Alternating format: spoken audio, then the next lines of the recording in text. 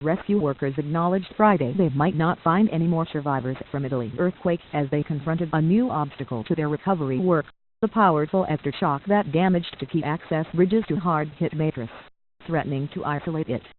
Mayor Sergio Irati warned that if new roads weren't quickly cleared to bypass the damaged ones, the Matras risks being cut off at a time it needs as many transport options as possible to bring emergency crews in and some of the 281 dead out. With the aftershocks yesterday but especially this morning, the situation has worsened considerably, Irati told reporters. We have to make sure Matras does not become isolated, or risk further help being unable to get through. The biggest aftershock struck at 6:28 a.m., one of the more than 1,000 that have hit the area since Wednesday's quake. The U.S. Geological Service said it had a magnitude of 4.7, while the Italian Geophysics Institute measured it at 4.8. It left one key access bridge to a Matras unusable, and damaged another one. Crews began clearing trees to create an alternate bypass road to avoid the nearly 40-kilometer 25-mile detour up and down mountain roads that they were forced to use Friday, slowing the rescue effort. Even before the roads were shut down, traffic into and out of Matras was horribly congested with emergency vehicles and dump trucks carrying tons of concrete, rocks and metal down the single-lane roads.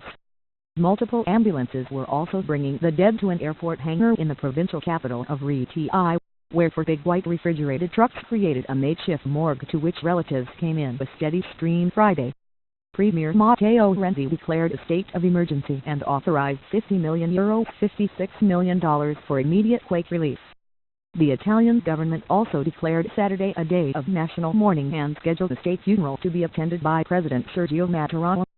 34 caskets were lined up in the gym in Ascoli Pietrano ahead of Saturday's Mass. The memorial service for the Matras victims is scheduled for next week. The first private funeral took place in Rome on Friday for the son of a provincial police chief who was honored at one of Rome's most important basilicas. One of Pope Francis' top advisors celebrated a funeral next for 7 other victims south of Rome. Rescue efforts continued, but by nightfall, 2 full days had passed since the last person was extracted alive from the rubble. There is still hope to find survivors under the rubble, even in these hours, Walter Milan, a rescue worker, said Friday. But he conceded, certainly, it will be very unlikely. The head of the firefighting squad, Bruno Francesi, said there was always hope of finding someone alive. But by Friday he was talking more about time running out and recovery efforts. We hope to recover all the bodies, he said. It's necessary because even if they didn't make it, they must be returned to their families. He said the toll had stabilized in the Arqueta area of eastern Le Marche region, with 49 dead and no one else unaccounted for. In Matras, the situation was more uncertain. Mayor Irati has estimated there could still be 15 people unaccounted for. The vast majority of the dead were found in leveled Matras, the medieval hilltop town famous for its bacon and tomato pasta sauce. On Friday, 3 more bodies were pulled from the rubble in Matras, bringing the death toll there to 221. On Friday, Irati insisted the historic center of the town would be rebuilt as it was, not left to rubble and a new town built. That was the strategy used in L'Aquila in nearby Abruzzo, where the historic center was demolished in the 2009 quake and modern housing built miles away for residents.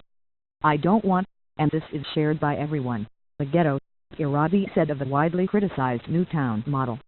Each community must remain where it is because what is needed is a sense of belonging.